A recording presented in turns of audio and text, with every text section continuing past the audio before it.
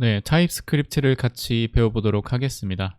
여기가 공식 웹사이트고요. 이곳에서 다운로드, 공식 문서, 그리고 각종 레퍼런스 등 타입스크립트 관련된 모든 전반적인 정보를 여기서 찾을 수가 있습니다. 우리가 제일 관심 있는 부분은 이 상단 메뉴에 보면 이제 핸드북이라는 메뉴가 있어요. 이거를 클릭하고, 자, 클릭하면 이 좌측에 이제 탭들이 보이죠.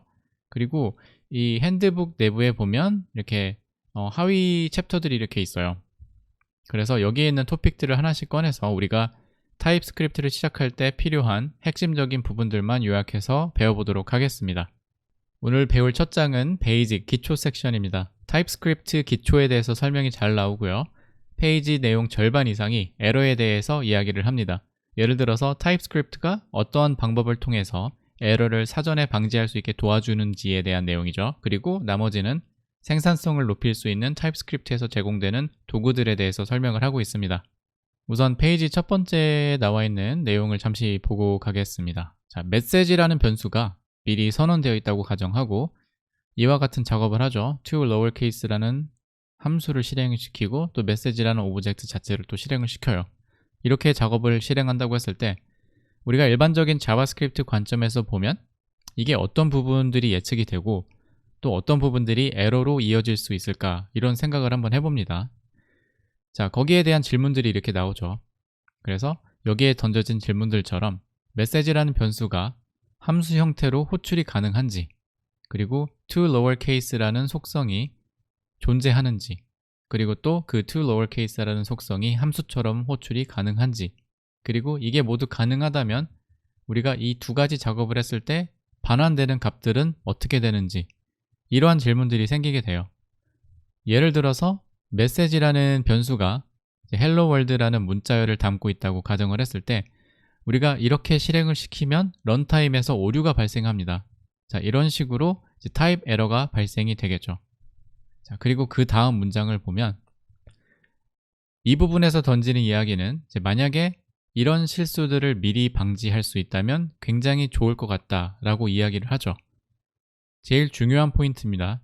이게 어떻게 보면 타입스크립트의 캐릭터를 함축적으로 가장 잘 표현한 문장이다 라고 봐도 과언이 아닙니다.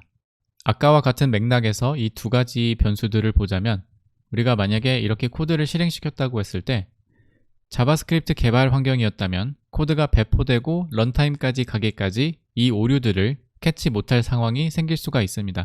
하지만 타입스크립트 환경에서는 타입 에러가 발생하죠. 보는 것처럼 자, 마우스를 올려보면 이렇게 에러가 나오고 왜 에러가 발생하는지 설명이 되죠. 그래서 이렇게 타입 체커가 미리미리 에러를 띄워주고 추후에 발생할 수 있는 오류를 미리 방지를 해주는 겁니다. 여기 보이는 이 코드는 어떨까요? x라는 파라미터를 받아서 그 x가 flip이라는 프로퍼티가 있어야만 동작하는 코드죠. 하지만 일반적인 자바스크립트 환경에서는 이 함수를 호출하기 전까지 문제가 생길지 안 생길지 예측할 수가 없습니다. 따라서 이 경우에는 타입 시스템을 활용해서 어떠한 형태의 파라미터가 이 함수에 전달이 되는지를 미리 선언을 해주게 된다면 이 코드 블럭은 언제나 어떤 형태의 결과를 가져올지 예측이 가능하게 되죠. 예를 들면 여기에 보이는 것처럼 우리가 타입을 미리 선언을 해서 우리가 타입을 지정을 해줄 수가 있는 거죠. 그래서 우리가 함수의 파라미터를 전달할 때 선언된 타입과 일치하는 타입인지 아닌지를 체크해 줄 수가 있는 거죠.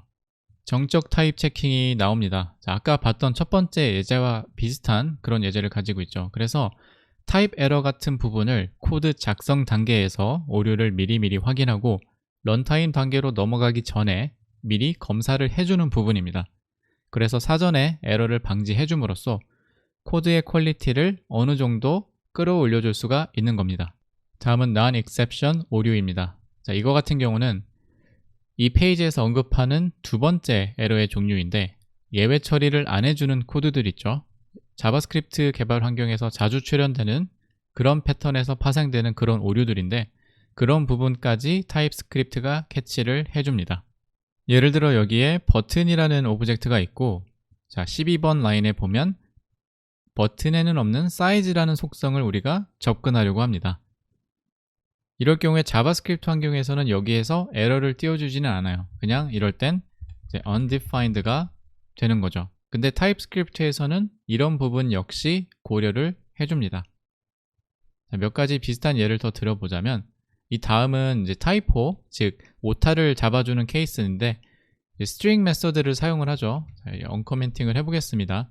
자, 마우스를 이렇게 올려보면 일단 빨간 에러 메시지가 나오고 마우스를 올려보면 자, 더 나아가서 이제 추가적인 정보가 이렇게 나와요. 당신이 호출하려고 하는 함수가 이게 아니라 이게 아니냐. 자, 이런 식으로 제시를 해줍니다. 그렇죠? 그래서 굉장히 이제 편리한 이제 그런 부분이고, 그리고 다음 같은 경우는 이제 uncalled function이라고 해서 우리가 이 method object에 random이라는 메서드를 호출을 해야 되는데 실수로 함수의 이름을 접근하려고 하는 케이스죠. 그래서 이런 부분도 잡아줍니다. 그래서 이거 같은 경우 이런 식으로 하면은 오류가 사라지겠죠.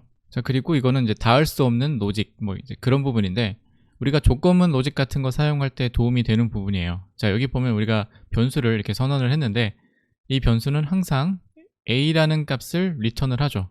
따라서 b와의 비교는 무의미하게 됩니다. 그래서 이런 부분도 미리미리 체크를 해주고 불필요한 로직 생성을 미연에 방지할 수 있게 도와줍니다. 다음은 툴링인데 우리가 외부 라이브러리 같은 거 사용을 할 때도 타입 적용을 도와줍니다.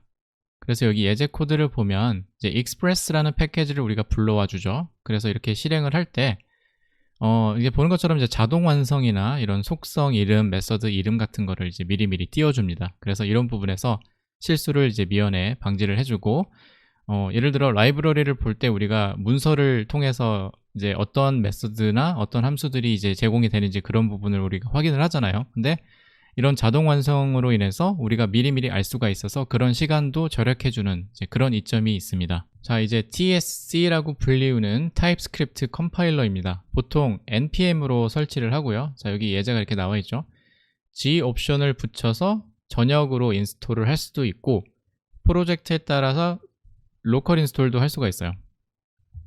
자, 기본적으로 컴파일러의 역할은 우선 우리가 작성한 타입스크립트 파일을 일반 자바스크립트 파일로 트랜스파일을 해주는 거죠. 그리고 추가적으로 그 과정에서 타입 체커가 실행이 됩니다. 자, 여기 index.txt라는 여기 파일이 있고 안에 함수가 되어 있죠. 자, 이 상태에서 우리가 컴파일러를 한번 실행을 시켜 보겠습니다. tsc 그 다음에 우리가 index.ts라고 이렇게 해서 타입스크립트 파일명을 지정을 해주고 자, 엔터를 치면 보면은 지금 메시지 창에 지금 타입 체커가 이런 에러를 출력한 거를 볼 수가 있죠. 그리고 자, 파일을 하나 더 열어보자면 index.js라는 새로운 파일이 만들어졌어요. 이게 컴파일러를 통해서 자, 지금 두 가지가 일어났죠. ts 파일을 여기 있는 js 파일로 만들어주고 그 다음에 그 과정에서 여기서 보면 콘솔 창에 이런 에러를 이제 출력을 해주는 이렇게 두 가지 부분이에요. 우리가 컴파일된 자바스크립트 파일을 보면 ES5 문법으로 변환이 되어 있는 걸 볼 수가 있죠. 우리가 타입스크립트 파일에는 ES6 문법을 사용을 했죠. 여기서 보면 이제 에러 펑션을 사용을 하고 이제 스트링 리터럴을 우리가 여기다 사용을 했는데 우리가 만들어진 최종 아웃풋은 이런 식으로 다른 문법으로 변환이 되어 있는 걸 볼 수가 있습니다. 자, 이런 부분은 나중에 타입스크립트 설정 파일에서 ES6 또는 뭐 ESNext 등으로 해서 바꿔줄 수가 있어요. 네, 이맷 같은 경우는 컴파일러에 사용되는 옵션인데요. 자, 여기 사용 방법 같은 경우는 자, 이런 식으로 사용을 할 수가 있어요. 아까 TSC 컴파일러 우리가 사용을 했잖아요. 그래서 여기에 이 옵션을 추가하게 되면 타입 체커에서 에러가 발생을 했을 때 자바스크립트 변환 파일을 컴파일하지 않습니다. 그래서 아까 만들었던 파일을 잠깐 예를 들면 우리가 index.ts 파일에 에러가 있었죠. 근데 에러가 있음에도 불구하고 컴파일러는 index.js라는 파일을 만들었어요. 근데 우리가 이 옵션을 사용하게 되면 이제 그런 부분이 발생하지 않는 거죠. 그래서 우리가 조금 더 엄격한 상황에서 사용한다 했을 때는 이 옵션을 사용을 해주면 됩니다. 자, explicit typing 같은 경우는 우리가 타입 지정을 할 때 표면적으로 드러나게 하는 표기법입니다. 그래서 변수 선언할 때나 함수 파라미터 같은 경우 뭐 이런 부분에서 모든 부분에서 일일이 타입 지정을 해주는 거죠. 그래서 작성해야 되는 코드는 늘어나지만 읽는 입장에서는 한눈에 이해하기가 쉬워진다는 뭐 그런 장점이 있습니다. 여기에 보면 say date이라는 함수가 있습니다. name과 date이라는 파라미터에 각각 타입 지정을 이런 식으로 해줌으로써 name은 string, 그리고 date 같은 경우는 자바스크립트의 date 오브젝트의 타입을 사용한다. 자, 이런 식의 함수 시그니처로 우리가 이해를 할 수가 있게 되는 거죠. 자, 변수의 예를 한번 더 들어보겠습니다. 예를 들어서 자, 이런 변수를 만들어주고 우리가 콜론 이런 식으로 초기값을 지정해 주죠. 자, 이것도 방금 위에서 보았던 이제 함수의 표현 방법과 같은 방법이라고 보면 돼요. 근데 항상 이런 식의 이제 explicit 타이핑을 꼭 해야 된다는 법은 없습니다. 예를 들어서 여기서 이 타입을 여기서 자, 이런 식으로 지워주게 되면 자, 이런 식이 되는데 타입스크립트에서는 이럴 때는 알아서 자, 마우스를 올려볼게요. 이럴 때는 알아서 초기에 할당받은 값으로 타입 지정을 해주게 됩니다. 이거를 타입 추론이라고 부르게 돼요. 그래서 이런 두 개의 다른 개념들이 존재한다라고 보면 되겠습니다. 그리고 여기에 erase types라고 나와 있는데 간단히 설명을 하자면 타입스크립트 파일에 우리가 컴파일러를 실행을 시키면 우리가 모든 타입 표기하는 그런 문법들 있죠. 이제 그런 부분들은 실제로 만들어진 자바스크립트 파일에서는 삭제가 된다. 이런 부분입니다. 그래서 우리가 타입스크립트에서 사용하는 문법들은 실제 자바스크립트 환경의 런타임에서는 영향을 미치지 않는다. 네, 이런 내용입니다. 네, 그리고 다운 레벨링이 있죠. 다운 레벨링의 개념은 쉽게 말해서 브라우저 호환성과 관계가 밀접하다라고 보면 돼요. 그래서 예제가 이렇게 나와 있죠. 첫 번째를 보면 여기는 이제 스트링 리터럴을 사용한 문법을 사용하였어요. 근데 모든 브라우저가 이 문법을 지원하지는 않죠. 그래서 우리가 컴파일러에 이제 옵션을 지정을 해주는 겁니다. 그래서 이런 문법, 최신 문법을 사용을 했을 때도 자, 이런 식으로 이제 하위 호환이 가능하게끔 변환을 시켜서 자바스크립트 파일을 만들어준다. 네, 이런 부분이고요. 그리고 이제 여기서 보는 것처럼 이제 타겟이라는 옵션을 사용해서 우리가 타겟 플랫폼의 상황에 맞춰서 이제 원하는 자바스크립트 버전을 우리가 지정을 해줄 수가 있습니다. 이 stringness 같은 경우는 타입 체커의 엄격성의 기준을 정하는 정도인데요. 일반적으로 기본값은 true로 설정이 되어 있고 또 특별한 케이스가 아닌 이상 기본값 그대로 사용하시는 게 좋습니다. 이 값은 타입스크립트 환경 파일에서 변경을 할 수가 있고요. 예를 들어서 여기 보면 이제 strict이라는 옵션이 있죠. 그래서 얘를 이제 true에서 이제 false로 바꾸게 되면 조금 더 루즈하게 타입 체킹을 합니다. 하지만 이 값은 그냥 바꾸지 않고 있는 그대로 사용하시는 걸 추천드리고 타입스크립트의 타입 시스템 자체에서 추천하는 모든 규칙에 준해서 코드를 작성하시는 걸 추천합니다. 네, 다음은 everyday type입니다. 이 섹션은 우리가 실무에서 가장 많이 사용되는 타입들을 중심으로 설명이 되어 있어요. 여기 보면은 가장 대표적인 타입이 이제 string, number, 그리고 이제 boolean이죠. 가장 흔하게 사용되는 타입들이고 문자열을 사용할 때는 string, 그리고 모든 종류의 숫자를 타입할 때는 number, 그리고 참 거짓의 값을 타입할 때는 이제 boolean을 사용을 하는 거죠. 여기 play라는 함수가 있고요. 3개의 파라미터를 전달받습니다. 각각 순서대로 number, string, 그리고 이제 boolean을 지정을 해주었고요. 우리가 이렇게 함수를 호출할 때 그 타입에 맞는 파라미터를 우리가 이런 식으로 전달을 해주게 되죠. 근데 여기서 예를 들어서 첫 번째 파라미터의 값을 숫자 100이 아닌 이제 문자 100으로 바꾸게 되면 에러가 발생이 됩니다. 자, 마우스를 올려보면 첫 번째 아규멘트는 문자열이 아닌 숫자로 전달해 주세요. 자, 이런 식으로 얘기를 해주는 거죠. 다음은 배열입니다. 자, 여기 보면 1, 2, 3 이렇게 숫자로 이루어진 배열이 있어요. 자, 이럴 경우에는 이런 식으로 우리가 표기를 해줍니다.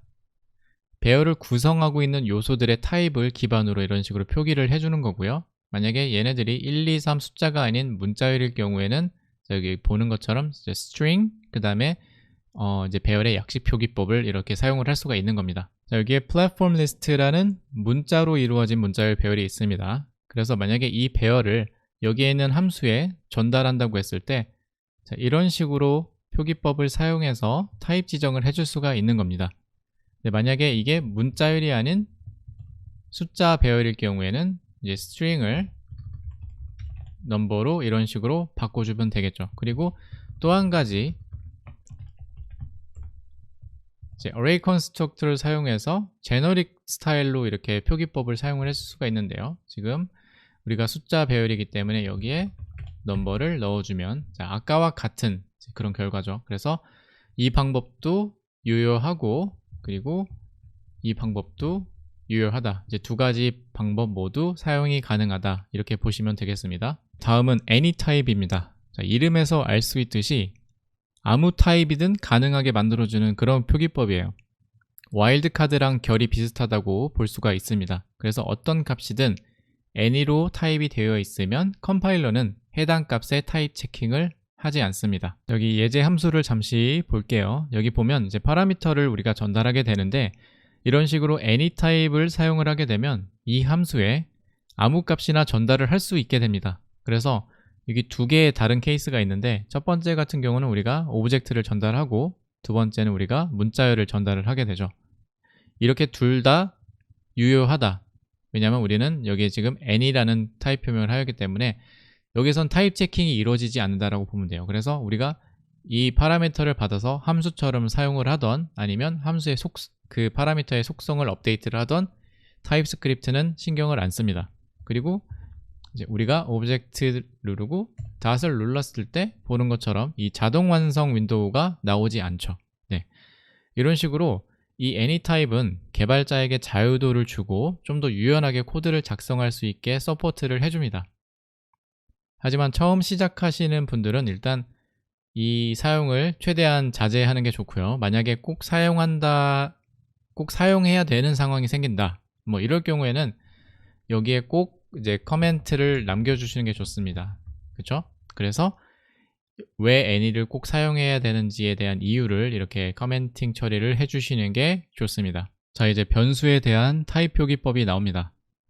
자바스크립트에서 우리가 이제 const, var, let 이렇게 키워드를 사용해서 변수를 선언을 할 때 이 타입 표명에는 이제 두 가지 옵션이 주어져요. 이제 첫 번째 그리고 두 번째 이제 이런 식으로 할 수가 있는데 첫 번째 같은 경우는 이제 explicit하게 하는 방법이죠. 그래서 표면적으로 자 이렇게 보이는 것처럼 이제 string이라고 이런 식으로 직접적으로 표기를 해주는 방법이 있고요. 그리고 두 번째 같은 경우는 이제 type inference죠. 그래서 이제 타입 추론을 활용하는 방법인데 자, 보는 것처럼 타입 표기는 생략을 해왔지만 이제 마우스를 올려보면 이제 string 이렇게 나오죠. 그래서 변수 선언할 때 타입스크립트에게 타입 지정을 맡겨주는 이제 그런 방식입니다. 자, 여기 보면 두 개의 다른 예제가 있습니다. 첫 번째 방법 같은 경우가 explicit typing이죠. 그래서 우리가 직접적으로 타입 표기를 해주는 이런 식으로 표기를 해주는 방법이고 그래서 이 시점에서 우리가 타입스크립트 컴파일러에게 이 변수의 타입은 문자열이야 라고 이렇게 알려주는 겁니다. 그렇죠? 그리고 두 번째 같은 경우는 이 변수를 선언할 때 이미 문자열로 자 보는 것처럼 이렇게 문자열로 초기화가 되어 있죠. 그래서 타입스크립트가 이걸 바탕으로 알아서 이거는 이제 string 타입이다 라고 추론을 하게 됩니다. 그래서 마우스를 올려보면 두 개 다 같은 결과가 나오고 있죠. 네. 근데 가능한 상황이라면 최대한 이렇게 타입스크립트의 추론을 이제 사용하는 걸 추천드립니다. 다음은 함수 타입입니다. 기본적으로 타입스크립트는 함수의 input 그리고 output 이 두 영역의 타입 체킹을 지원을 하죠. 그래서 첫 번째 예제를 보면 이게 함수의 input을 우리가 타이핑을 해주는 거고 그리고 여기에 보면 이제 함수의 return 타입을 이제 표기를 해주는 이제 그런 방식입니다. 여기 say hello라는 함수가 있고요. 여기 보면은 이제 함수가 input을 전달받게 되죠. 즉 함수의 파라미터를 우리가 타입 지정을 해주는 건데요. 지금 name이라는 파라미터가 string이라는 타입이 되어 있고 이 함수를 호출할 때 거기에 맞는 타입을 전달을 해줘야 되죠. 근데 지금 보는 것처럼 에러가 나와 있죠. 그래서 여기 보면 이 함수는 지금 string 타입을 기대하고 있는데 우리가 전달한 아규멘트는 숫자다. 그래서 얘를 만약에 이런 식으로 바꿔주게 되면 이제 에러 표시가 사라지게 되죠. 두 번째는 return 타입 표기법입니다. 자, 이렇게 함수 이름이 있고요. 그리고 콜론 그 다음에 우리가 원하는 타입을 표기를 해줄 수가 있어요. 그래서 이 뜻은 우리가 이 함수를 실행을 시키면 이 타입의 값을 반환을 해줘야 된다. 그런 뜻이죠. 지금 마우스를 올려보면 지금 리턴 선언문에 에러가 나와 있어요. 자, 읽어보면 이 함수는 숫자를 리턴을 해줘야 되는데 지금 현재 보는 것처럼 문자열을 리턴을 해주고 있기 때문이죠. 그래서 얘를 숫자로 바꿔주면 다시 타입 체킹이 다시 적용이 되고 에러가 사라지게 되는 거죠. 다음은 익명 함수입니다. 이 방식은 우리가 주어진 값 또는 이제 배열 같은 부분들 있죠. 이런 값을 대상으로 익명의 함수를 통해서 전달해서 어떠한 연산 작업을 할 때, 보는 것처럼 이런 연산 작업을 할 때 이제 그 안에 보면 이런 식으로 익명의 함수들이 실행이 돼요. 이런 식으로. 이렇게 할 때 굉장히 도움이 되는 방법입니다. 네, 여기 문자열 배열이 있습니다. 그리고 그 문자열 배열에 보면은 이제 for each를 우리가 적용시키고 그리고 모든 엘리멘트들마다 우리가 순회 작업을 돌리잖아요. 그래서 이 for each의 콜백 함수, 지금 보면 이게 여기서부터 여기까지가 콜백 함수인데 여기에서는 익명 함수로 호출이 되고요. 그쵸? 그리고 우리가 여기서 유저를 받아오죠. 유저를 받아서 그 유저를 가지고 이제 무언가 어떠한 연산 작업을 해주는 부분인데 여기에서 타입스크립트가 자동으로 알아서 타입 추론을 해줍니다. 그래서 예를 들어서 유저 누르고 눌렀을 때 자동 완성 윈도우가 이렇게 뜨게 되고 지금 유저라는 배열 안에 있는 원소들은 다 모두 지금 스트링 타입이죠. 그렇기 때문에 우리가 스트링 메서드를 이런 식으로 볼 수가 있는 거예요. 그래서 타입을 따로 지정해주지 않더라도 해당 배열의 원소들의 타입에 맞게 알아서 자동 완성과 타입 체킹 같은 거를 해주는 겁니다. 다음은 오브젝트 타입입니다. 이제 오브젝트 같은 경우는 이제 원식 값들을 제외하고는 아마도 자바스크립트 개발 환경에서 가장 많이 접하게 되는 타입이기도 하죠. 그래서 여기 보는 것처럼 이제 오브젝트 내부의 각 속성들의 타입을 직접 표기를 해주는 방식으로 사용을 할 수가 있습니다. 자, 여기 함수가 하나 있습니다. 이 함수 같은 경우는 하나의 오브젝트를 파라미터로 전달받죠. 그래서 전달받은 오브젝트의 이 멤버들을 출력해주는 이제 그런 간단한 함수인데요. 여기에 우리가 파라미터를 타이핑을 해줘야겠죠. 그래서 오브젝트 타이핑을 해줄 때는 이런 방법으로 타이핑이 가능합니다. 그래서 오브젝트와 같은, 그쵸? 여기 보면 이제 같은 형태이죠. 같은 형태로 만들어주고요. 각 속성들 사이에는 보는 것처럼 이런 식으로 세미콜론으로 구분을 해줍니다. 그리고 오브젝트 타입 지정 같은 경우는 나중에 예를 들어서 멤버들의 개수가 많아지고 한 곳 이상에서 재사용되어야 된다 뭐 이럴 경우에는 이렇게 일회성으로 사용하는 것보다는 이제 인터페이스나 아니면 타입 alias를 만들어서 사용하는 걸 권장을 하고요. 이 부분은 인터페이스 섹션에서 따로 다루도록 하겠습니다. 다음은 오브젝트의 옵셔널 프로퍼티입니다. 오브젝트 안의 속성들을 옵셔널로 지정을 해줄 수가 있어요. 여기에 사용되는 표기법이 물음표입니다. 자, 보는 것처럼 이 오브젝트의 타입은 여기 보면 first, last가 있고 둘 다 문자열인데 첫 번째는 물음표가 없고 두 번째 멤버에는 이제 물음표가 되어 있어요. 이 말은 우리가 이 함수를 호출할 때 패싱하는 오브젝트의 프로퍼티가 이 두 번째 프로퍼티죠. last라는 프로퍼티가 없어도 정상적으로 구동이 된다. 이제 이런 부분입니다. 그래서 꼭 요구되지 않은 프로퍼티를 이제 타이핑을 해줄 때 우리는 이렇게 물음표를 사용을 할 수가 있어요. 이 함수의 파라미터로 전달되는 오브젝트가 있습니다. 그리고 그 오브젝트는 x 그리고 y 이 두 개의 프로퍼티를 현재 기대하고 있습니다. 그래서 우리가 이렇게 함수를 호출했을 때 에러가 발생을 하는 거고요. 자, 마우스를 올려보면 우리가 전달한 오브젝트에 y라는 프로퍼티가 없기 때문에 이제 이런 에러가 나온 겁니다. 그래서 이럴 경우 우리가 y라는 프로퍼티를 옵셔널로 지정하고 싶을 때는 간단하게 그 프로퍼티 이름 옆에 물음표를 붙여주면 됩니다. 자, 보는 것처럼 타입 체킹이 다시 실행이 되고 에러가 사라지는 걸 볼 수가 있죠. 다음은 유니언 타입입니다. 자, 쉽게 말해서 여러 가지 다른 타입을 조합해서 사용할 때 우리가 사용할 수 있는 문법이에요. 쉽게 말해서 하나의 이상의 타입을 내포할 수 있게 타입 지정을 할 때 사용되는 문법이다. 네, 이렇게 볼 수가 있고요. 자, 여기 예제를 보면 print id라는 함수가 있고 id라는 파라미터를 전달받습니다. 근데 이 id라는 파라미터는 number가 될 수도 있고 string이 될 수도 있다 라고 했을 때는 이 두 가지 모두 우리가 전달할 수 있다 이렇게 되는 거고요. 그리고 원하는 타입을 추가를 할 때 중간에 이렇게 pipe 오퍼레이터를 넣어서 사용을 합니다. 자, 여기에 user id라는 함수가 있고요. id라는 파라미터는 넘버가 될 수도 있고 string이 될 수도 있어요. 그래서 보는 것처럼 이 가운데에 파이프 오퍼레이터가 있죠. 자, 이런 식으로 파이프 오퍼레이터를 사용하면 우리가 타입스크립트 컴파일러에게 우리는 유니언 타입을 사용하겠다라고 이렇게 얘기를 해주는 거고요.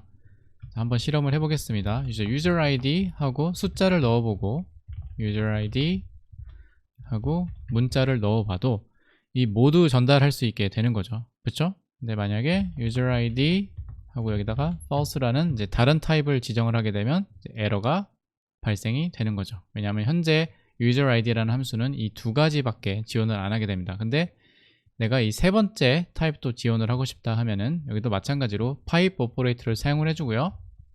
원하는 타입을 이렇게 지정을 해주면 됩니다. 그러면은 user id라는 함수는 이 세 가지 타입 모두 지원을 하게 되는 거죠. 그리고 한 가지 유의할 점이 있는데요. 자, 아래에 있는 함수를 보면서 설명을 하겠습니다.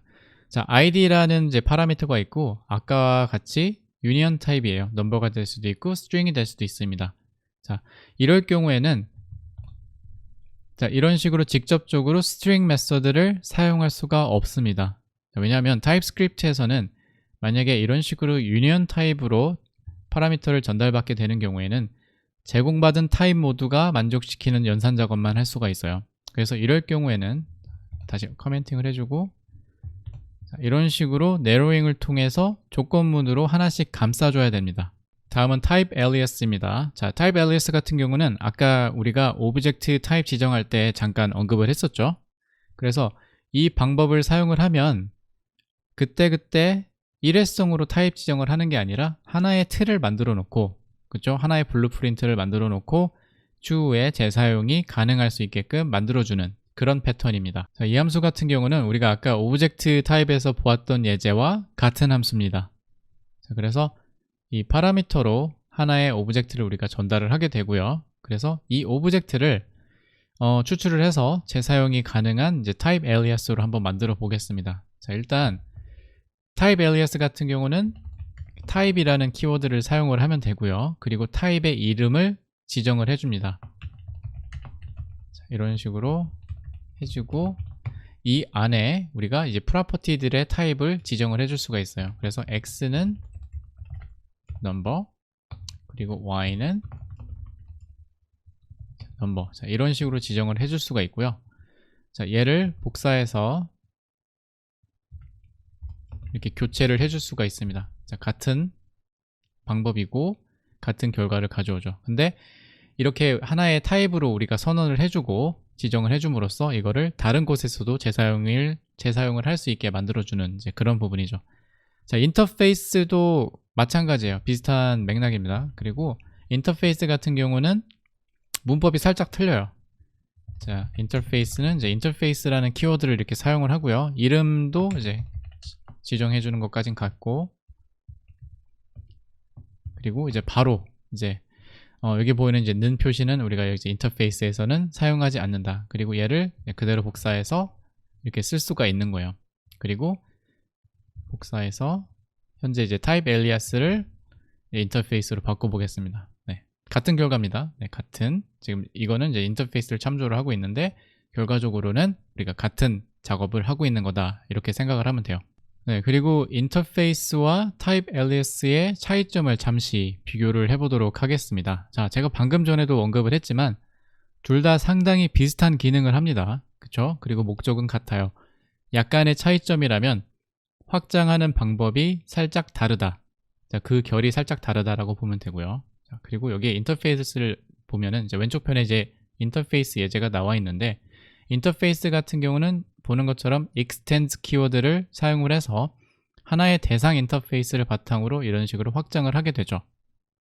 자, 반면에 이제 type alias 같은 경우는 extends 대신에 여기 보이는 이제 ampersand 사인이 있어요. 이제 ampersand 사인을 사용해서 기존에 있는 타입을 확장을 한다. 네, 이런 이제 표면적인 차이점이 있겠고요. 그리고 한 가지 더 있는데 type alias 같은 경우는 예를 들어 내가 이 기존의 타입에 필드를 추가를 하고 싶다. 네, 그건 불가능합니다. type alias에는 이제 그게 불가능하고요. 그리고 인터페이스 같은 경우는 이제 transpile 모듈이라는 이 메서드를 사용을 해서 확장을 할 수가 있긴 해요. 근데 이거는 실무에서는 거의 사용되지 않는다라고 보시면 됩니다. 거의 보통 인터페이스는 그냥 extends 키워드를 사용해서 만약에 필드를 추가하라고 하고 싶을 때는 확장을 하게 되죠. 근데 이렇게 독립적인 필드를 추가하는 패턴은 거의 본 적이 없어요. 그래서 이거는 뭐 걱정을 거의 안 하셔도 된다. 네, 이렇게 정리를 할 수가 있겠습니다. 네. 네, 그럼 여기까지가 오늘의 내용입니다. 타입스크립트를 시작할 때 필요한 모든 기초 토픽들은 제 생각에는 커버를 한 것 같고요. 질문이나 코멘트 있으시면 답글에 남겨주시길 바랍니다. 그럼 다음 영상으로 찾아뵐게요. 감사합니다.